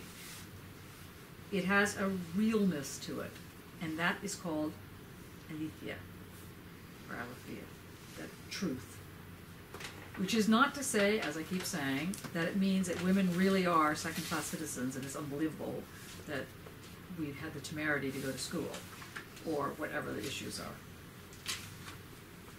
And I can remember back in the day, when I was 3, in the 80s, I remember saying to my supervisor, my PhD supervisor, you know, basically, because he was a real idiot, and you know, bully, misogynist, you know, used to chase me around the office, used to pick up the chair I was on and tip me into it, onto his lap, and he was a very big man. I was just like, really? Just picture me with a shaved head. I was like, anyway, it was really not working. Anyway, and finally I got him debarred, which took a while, but it took me saying to this man, look, we're both going to go down on this, because there's no such thing as feminism, not the way it was working, not the way it works now. And so, and I don't care any longer. So I'm going to take you down with me, and I will destroy you. And that's when he said, okay. And then he had to leave. He had to fire him. So that was good. Anyway, the reason I tell you this is that I remember looking out the window saying, you see out there, there's feminism everywhere. Because, you know, it's like all he saw was trees and the birds, and, you know, it's like, so I seemed like a lunatic, you know. He was like, you know, I don't see anything out there. Well, okay, this is the discourse. It's there. It's real. But it's real in a very odd way. It's not real like atmosphere. It has this materiality to it. And your artwork is precisely that form, that surfacing, that creates this thing that comes together. And that's what the Alithea is, or the Alithea. It's this way in which it's true, not because it's correct. It's true because it exists. And the truth of it is what will make it work. Again, it's not a moral position. It's not an ought. It's not an ethical position. It's what's happening. It's the happening. And when you can understand how that happening happens, then you're halfway to, you know, Mars. No, you're halfway to figuring out how to make it work, or not work, or how to destroy it. And Foucault's position, who's so fabulous on this, you know, because Foucault really takes this in a direction that Heidegger couldn't even think of, But Foucault basically says, you know, he's always said, where there's power, there is resistance. And he didn't mean it as a binary. He meant when you have these surfaces, if you think that that's the only way to play the game, But is that not like Heidegger, you know, it's saying, you know, where the danger grows, the saving power also? Mm-hmm. It is. It is Heidegger, yes. Yes. It's like, no, it's so really weird because he was a Nazi, and I mean, he's writing this, and No, at it's the same annoying. time, It is- I mean, it I is just, irritating. it seems incompatible. The only thing that makes me happy is that he was sleeping with Hannah around. So he had some good taste on some level, you know, but, you know, I don't like it about Hannah, but anyway, whatever. I mean, you know, it's all complex. I mean, and Bataille, you know, Sylvia Lautinger was, Sylvia Bataille ended up with Lacan. You know, it's all very crazy. Really, the sex lives of these people, really like, anyway,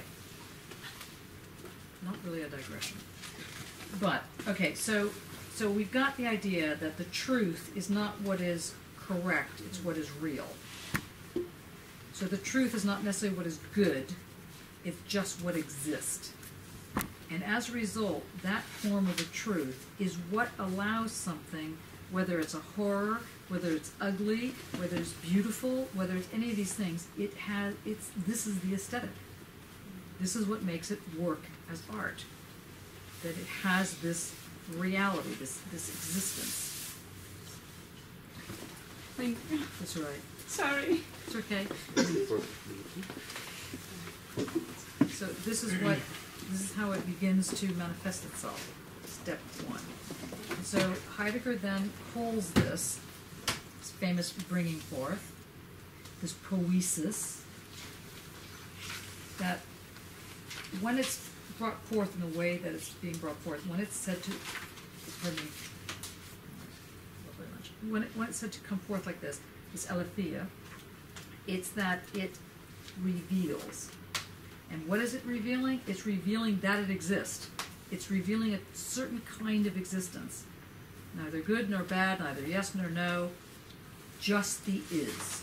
It's revealing this is. That's it. Essence. No, it's not essence. No? Well, that's me. No essence. Just, well, I mean, Okay. we're not going to get that sack. So it has this, Alithea reveals. Okay, so that's the first thing. Techne then becomes the name, the logic of techne. Techne becomes the name of the logic which brings forth, which enables this reveal to show itself.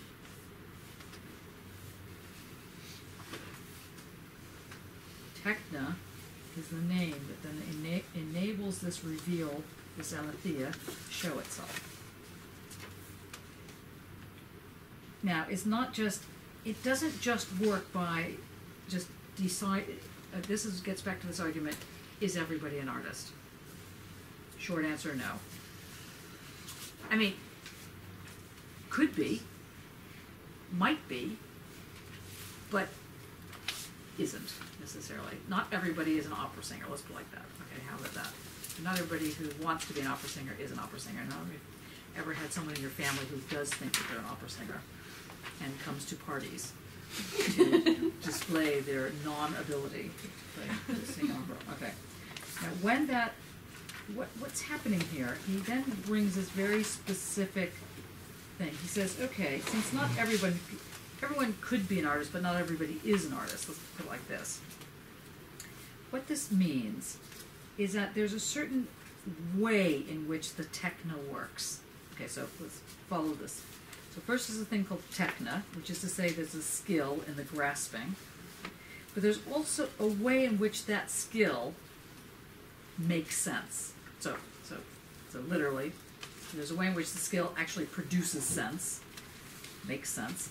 And there's a way in which that movement of the skill seems logical, makes sense at that level. How he puts it is that it has an order. It has there's certain things that come before others and certain things that go after others and certain things that come sideways. It's not set in stone, but there is an order. And the order is understood by its pattern, by its iteration, as I'm ready to think. You were saying the iteration. Well done. Sacks all around everybody. Okay, so this corner is doing very well back here. Okay, now, so this ordering he calls Gestell. Gestell. No, Gestell. Gestell. Yeah. Oh. No, I'm annoyed. Gestell. And that Gestell, or how you say it? Gestell. Gestell with the eyebrows. Okay. This is what he also calls, or what is also understood as the frame. So the order is also actually how something's framed. By which is not framed like this, but the way in which something is put together is its framing. Assemblage? It's an assemblage. Yeah. It's a construct. But it's not just, yes, okay, let's just leave it at that, because it will be complicated. So just so we get a sense of the way it's put together, the that of its being put together, this frames it. So let's say you're out, we'll use Nick's work, for example. He's walking in the landscape, and there's something that calls to him, and he puts down his tent, or you build something. In the building of it, that's actually creating the frame. Does that make sense? Okay. Does that make sense?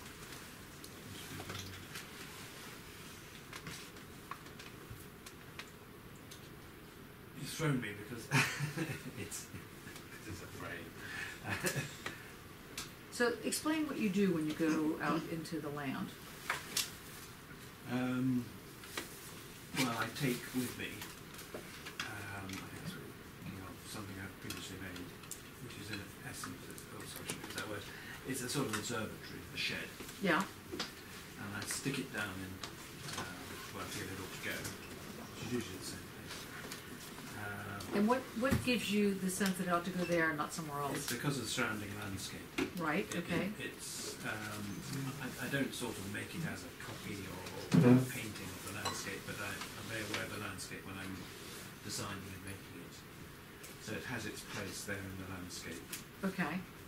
But I also sit in it and look at the landscape. So when you're sitting in it and you erected this entity, the way in which you see whatever it is you see has been framed by the whole process of putting it together.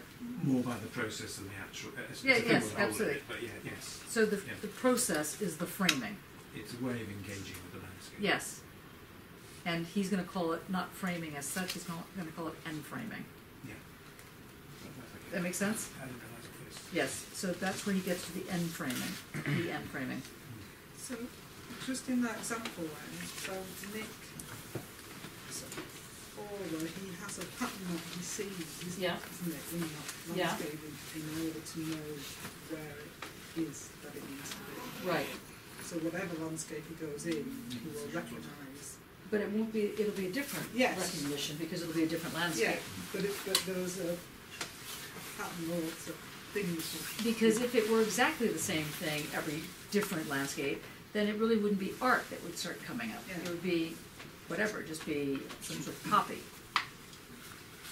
Is this linked to the tremble? Yes. How can you explain that? I think that when you get the tremble, you know it's right. In the moment, that kind of forms the ground pattern. Mm-hmm. Good. It's annoying even more. So, but this, each enframing then is that true that every enframing is concealing and revealing at the same time? Yes. So, a different logic basically produces a different instance of Alithea or whatever, Yes. the truth. Mm-hmm. And something gets disclosed, but at the same time, something gets concealed. Yes. But for him, with the modern technology, it's a bit of a problem because always it forces us to just conceal things in one way. Mm-hmm. Good. And so, and you know, that's why there are no Poiesis in there, you know. Right. Good. Who wants to explain what Thomas just said? We're going slowly to explain it. Who wants to explain what Thomas just said? Anyone want to give it a go? Bruno, you want to explain what he just said? No? Nick? Well, I think by its nature, what it is that's bringing forth is concealed. Right. That tends to be its nature. Why it's concealed, I don't think we're sort of thinking about it. Not yet. And so you go through this in order to in order to bring it out of concealment. It reveals itself. And then there's something about it withdrawing which I don't really understand why it does that, how it does that. Okay.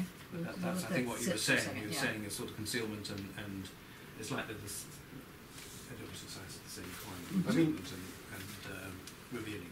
But you know, if you take, say, you know, like, you know, racist discourse, you know, it produces a certain truth, Mm-hmm. and then once you start to follow a certain way of thinking, you know, the different ways of thinking get concealed to you. So that's the, you know, that's how frame operates, you Mhm. know, like, and then you need to be aware probably as much as you can, you know, like from Heidegger in terms of the framing, you know, how the framing actually works on you, and that's for him probably the essence of technology. And once you become conscious, you probably Okay. are able to break out of the logic at least, of like, or a certain logic. What happened? It's just so slow. Oh, good to see. I would say I'll have to watch it and then Yeah. Point. Okay. But, you know, like, so that's really incompatible with Hegelian absolutism, Yes. is it not then? Can you Because explain why that's the case? I'm not sure, because I don't think I've understood Hegel. I just like, I don't understand, you know, like how an absolute can be reached from like multiple sort of standpoints of multiple consciousness, you know, like, I mean, it just seems that there's, even though Hegel says, you know, there's always evolving, always everything, but everything's going to sort of weirdly, for me, you know, as I understood, to one point. Yeah. That's right. And it's just like, you know, it seems that, you know, there's no conflict in Hegel, which is a massive problem, I think. Well, there's a conflict, but the conflict always gets resolved. Yeah, I mean, Yeah. and it's sort of like, even though he says it's always moving, but it just seems that, you know, it's just going to move until it's going to reach something. Yeah. And then there's going to be an absolute resolution. Yes. But isn't Hegel a sort of passive witness to it all? Yes. Wants us to be passive witnesses Yes. to it all. And Yeah, sort of everybody's a opt passive in witness. and believe in it, so to speak. And with Hegel, he's sort of engaging with it. Well, you mean with Heidegger? Sorry, Heidegger. Yeah. Yes, I meant Heidegger. Yeah. He's sort of. Yes, but also Hegel is basically putting on the table then that art is representation. He ends up with that as his position, whereas Heidegger is saying exactly the reverse. Yes? I was just going to... Okay, Dane is going to say, this is very good, Dane. No pressure. No pressure. Well, Heidegger calls the frame a challenging claim, so that if you think of it between little b being and big B being, one is that the big B being is challenging you, but you are also challenging it. Yes. So the landscape or whatever requires you to really step up to The do game. something. Yeah.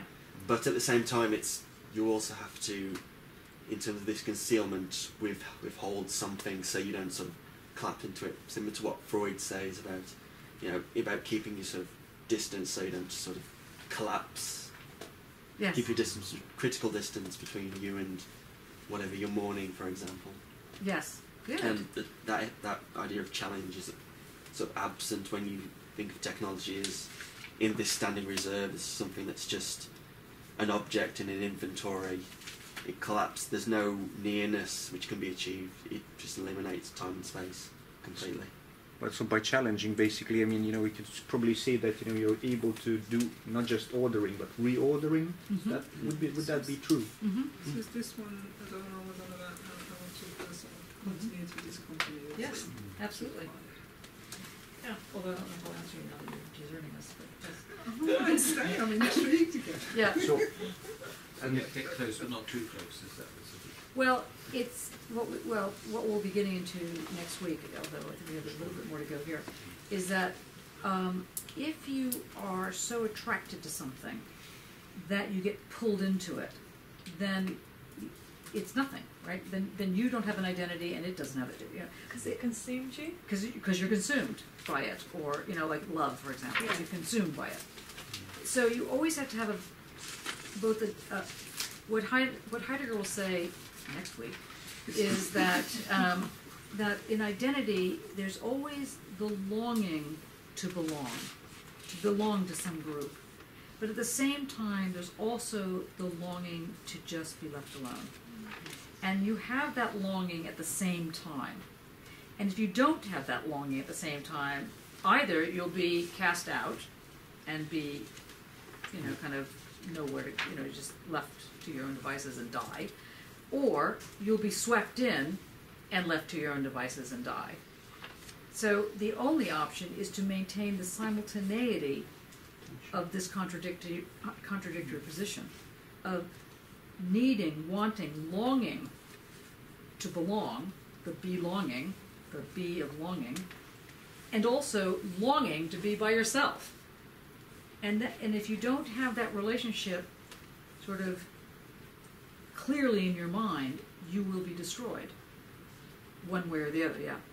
Just like. Or you can't be an artist. Let's put it like that. Oh yeah, but that's sort of identity, isn't it? Basically, keeping identity. But it's an identity that's a very peculiar identity, because it's identity that requires the belonging and the not belonging. So it's exactly what Dane was saying. Properly rose to the challenge. Excellent. It's exactly what he's saying in the sense that it's a challenge, because you must be aware of the pull toward being, and at the same time aware of the complete wish to just be left alone and just to tell everybody to, speak to the hand. Like you don't want anything to do with anybody ever again. I had that after first term. Excellent. Week closed myself like in my room for a week. So you have this That's what happened. Elasticity that's going on. Now, if you think about this elasticity, what is being created in the elasticity is precisely the event. So within yourself, you're creating the artist. And so he's going to be talking about how this artist, in the old version, is becoming the efficient thing, the craftsman that makes the chalice and whatever. So it stands sort of away from the art. But he's saying in sort of the good form of modernity, or what later Lyotard names postmodernity, is precisely how you have the artist here. The artist is precisely in this thing that starts building this relationship. Just to come back to Hegel, because you put it, like their attitudes to art, so Hegelian art probably would be only able to, you as an artist, you will be only able to understand and depict truth. Yes, that's right. But, with Heideggerian probably art, you would probably say you could reveal and create truth, actually. Yeah, reveal and conceal. Yeah. And is this a subjectivity-objectivity sort of issue? Yes, yeah. So it's about maintaining the distance between subject and object? Is that Well, a distinction? actually, it's about getting rid of the whole thing, and then calling it simply the object, But Hegel does that, doesn't he? and calls it the subject. Yeah. And the thing is that after we get through Heidegger, you will find that people tend to get rid of all of it.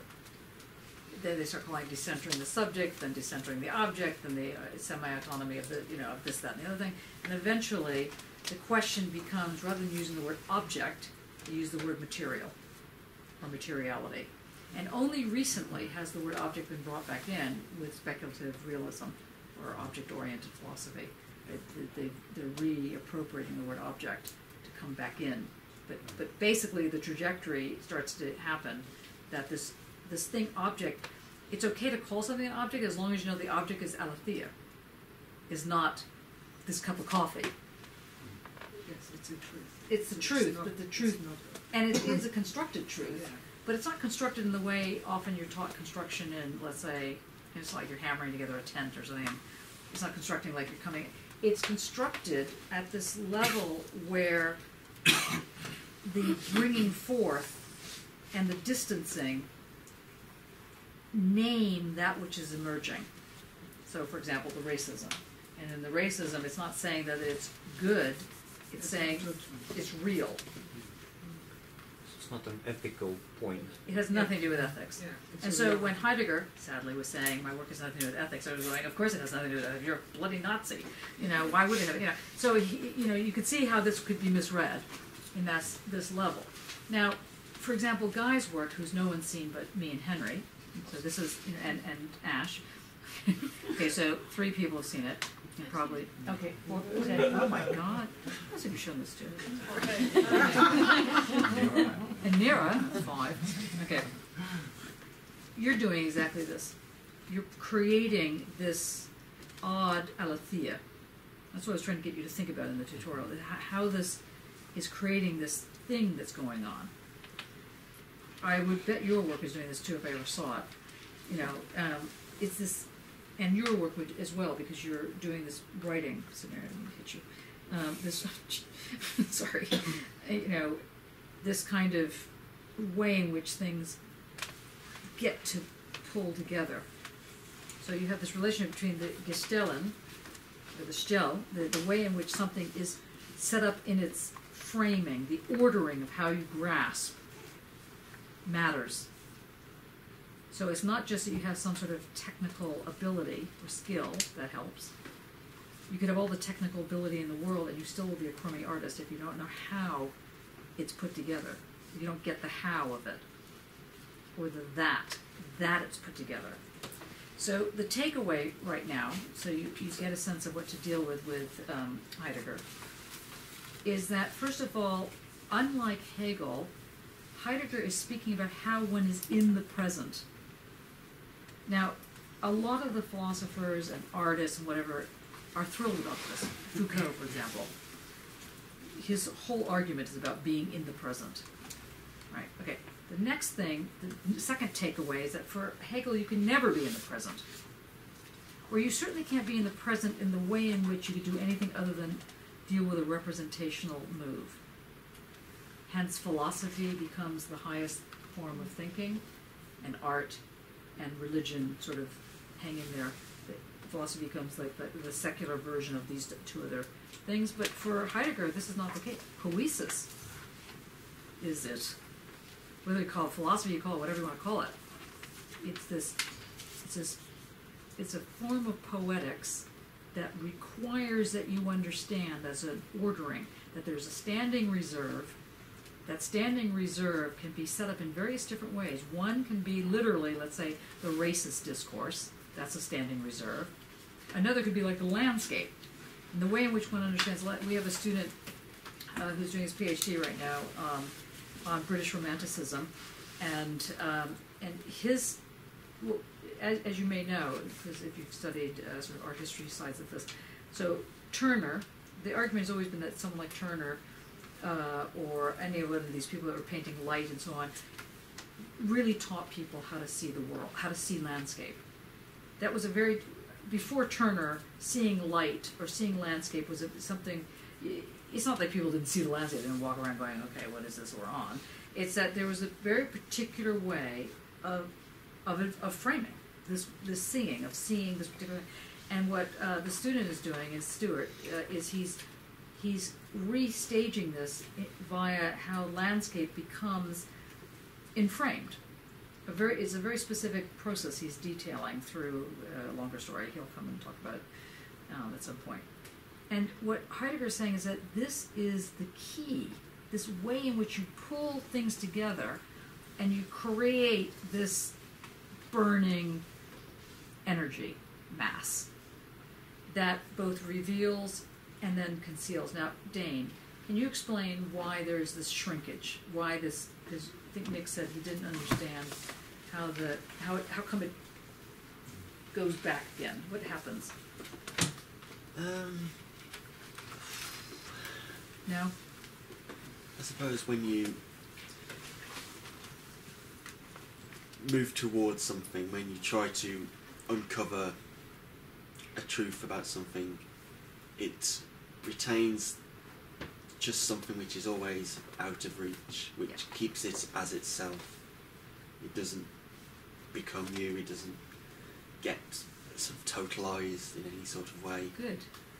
There always has to be something that's held back. Lyotard gets into this. And we played around with this a little bit last semester. We called it something, one word, starts with an S, ends with a T. Secret. Secret. So the secret can never be given over. It's a secret. And it's not a secret because you want to keep it hidden. It is hidden. It won't come out. If it does come out, that's it. That's, you know, it's game over. Yeah. But then you should create another secret then, should it not? Sorry? No, I mean, you know, like if, you know, a secret comes out, let's say, if something gets revealed, you know, but that something must conceal itself again. No, you're thinking it too what's the right word? Tightly. No, it doesn't. It's like it will always escape. Even in Adorno, where he says that the object always escapes its concept. It's not that the object doesn't escape the concept sometimes, and then you have to think of another way of conceptualizing it. It never can be grasped fully. So the whole idea of artwork, let's say, in this case, it's not that your artwork is now going to pull together everything and nothing's left over, and you go, okay, well now, you know, must do another piece of work, but that's not happening because I've now done I've done art.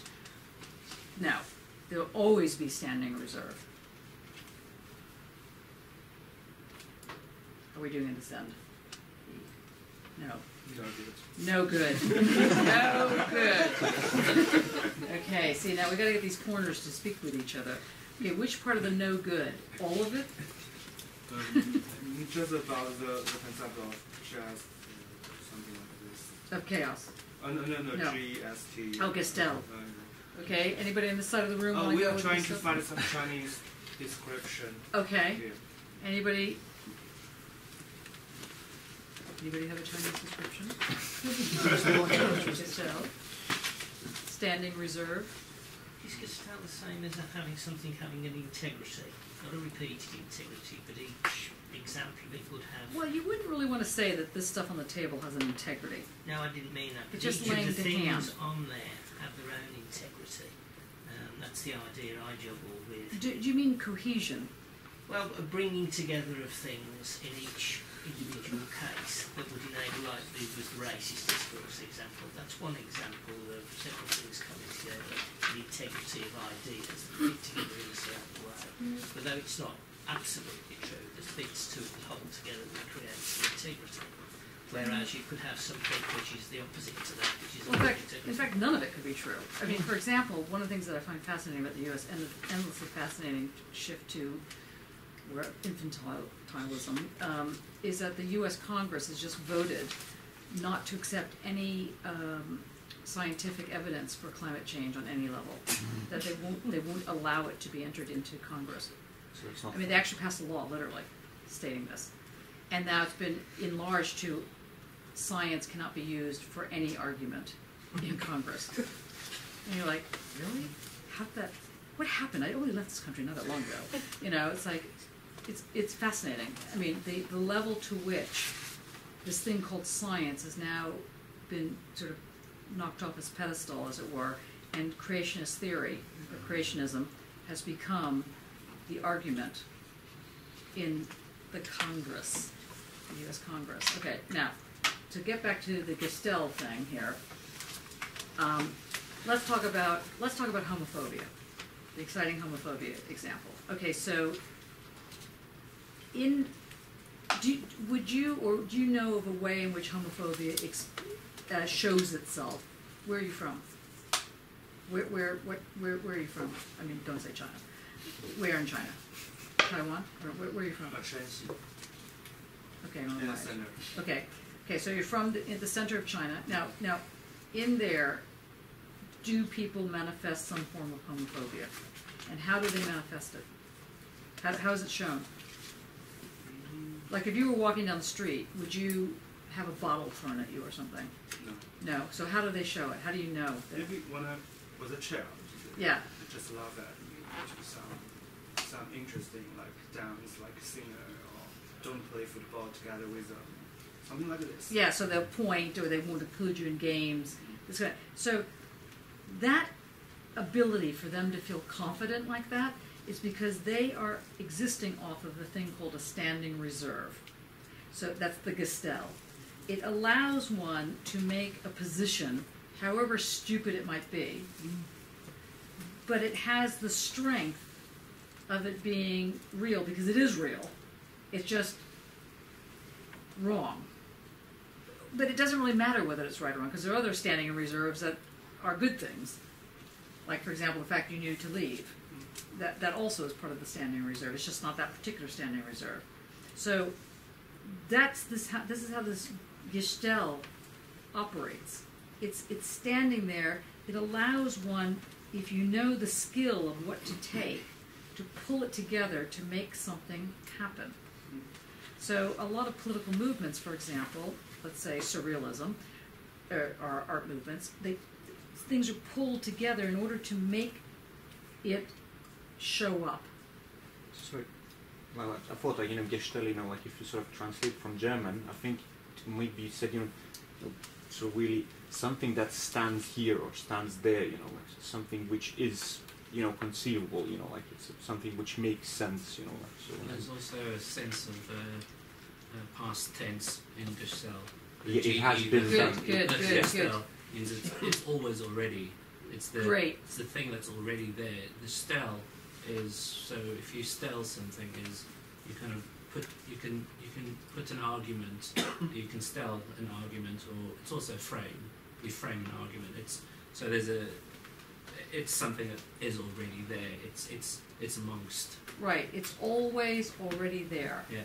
So it's not like you just woke up one day and racism showed up and went, hi, it's, but it's not always already there in the sense that it's hopeless.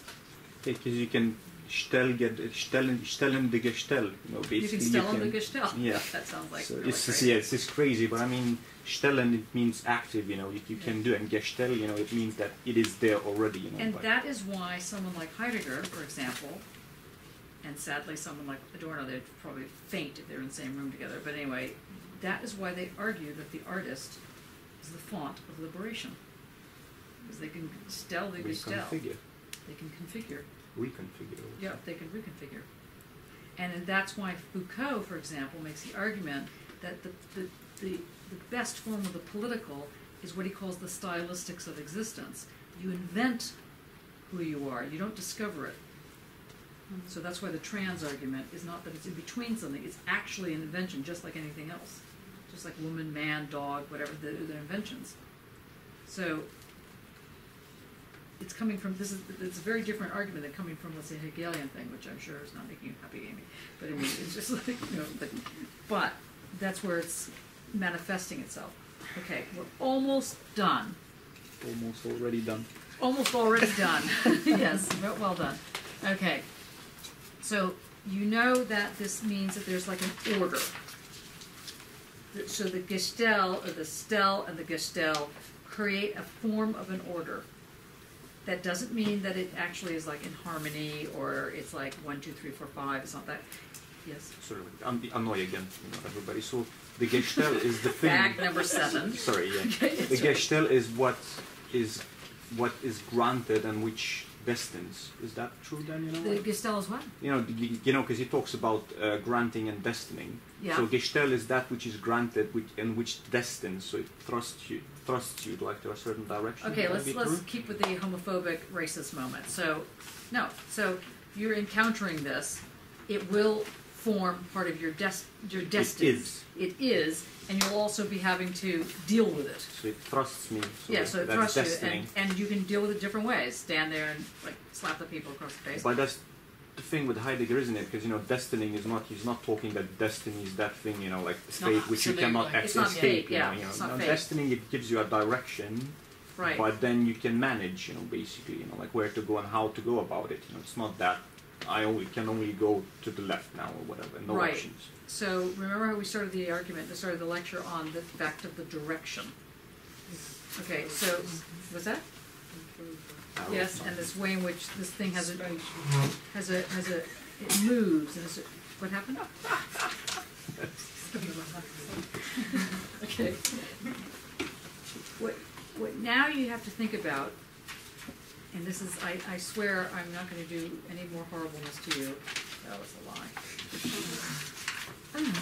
What was it? Is that this ordering that gives a direction,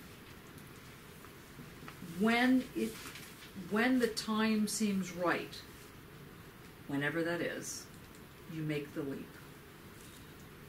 And that leap is the ground of your art. What? You make the leap. So the grass. The grass becomes the ground.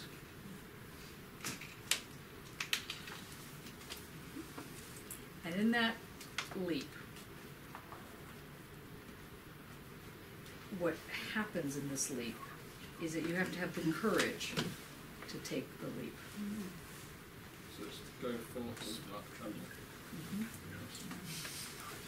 So it's not simply the tremble at the level of it just happening to you, like that kind of like, you have to then pick up the gauntlet and take the leap. Acknowledge it. Yeah. Well, more than acknowledge it, you have to take the leap. To produce, actually. Yeah. Yeah. So just being an artist because you think it's a good idea is not enough. You then have to take the leap. And that's what it is to actually understand the questioning concerning technology. You have to let curiosity not only guide you, but not in a telos way. You have to then become courageous enough to take the leap. So Heideggerian telos is not actually known, It's isn't not it? a telos. Yep. Heideggerian, otherwise, not a telos. No telos. It's a setting up of the discourse. It's a setting up of the surface. Which then, on which you can produce. Yes. And so that's what, is that what Heidegger is saying, that is, like the poiesis, for example, like the end product is never known, which is why it's so wonderful. Well, also there's no end product. That's one of the reasons it's never known. Because you don't get to an end. And when he talks about modern science, that actually tries to fit, not, like the means to the purpose, actually. Yeah. So it's actually, empty, echoing itself, it's not producing it. Yeah. And that's why physics is so much more fun. Sorry, I mentioned this. And how much fun we're going to have when we get to physics, is that, especially theoretical physics, because it isn't there's no evidence. It's not evidence-based in that sense. It's literally dealing with how the surface is established, except in much more crazy ways. We can't even go there yet. We're just at baby steps of learning how surface establishes itself. Now, I'm going to say one very last thing, because we've got in framing, the gathering, we've done a lot of things tonight. And that is, I redirect you to Nietzsche's particular chapter that you were meant to read last, well, you were meant to read it, so you didn't know you were supposed to read it. Why am I so wise? I don't know how many people went back and looked at that, but does anybody remember why Nietzsche thought he was so wise? Because he was the only one that could read. No. No, that's his arrogant side. But why did he? Very ill. Yeah, that's what I wanted to say as well. Because he fought the illness and won. Didn't quite get the logic, but. Does anybody know why Nietzsche is supposed to be so wise? So obviously he talks about being decadent. And the decadence that he's talking about, he mentions it in terms of dialectics. And he basically says, dialectics is ridiculous. However, if you've got to deal with dialectics, just go to the dark side. Just be in the antithesis side of it and just live there. Just live in the antithesis. The antichrist, the antithesis, the whole thing. Just if one can't get out of the dialectical rut, then you go to the antithesis. You go to become the decadent. And he says that at least will guide you to understanding how to break out of telos. And that's why he's so wise. That's also, you're right, he had syphilis and he died. Oh well, it didn't work fully. Okay. Do you want to open the book, or do you want to go home now? You've had it. That's it. Okay, we'll go home now. Okay.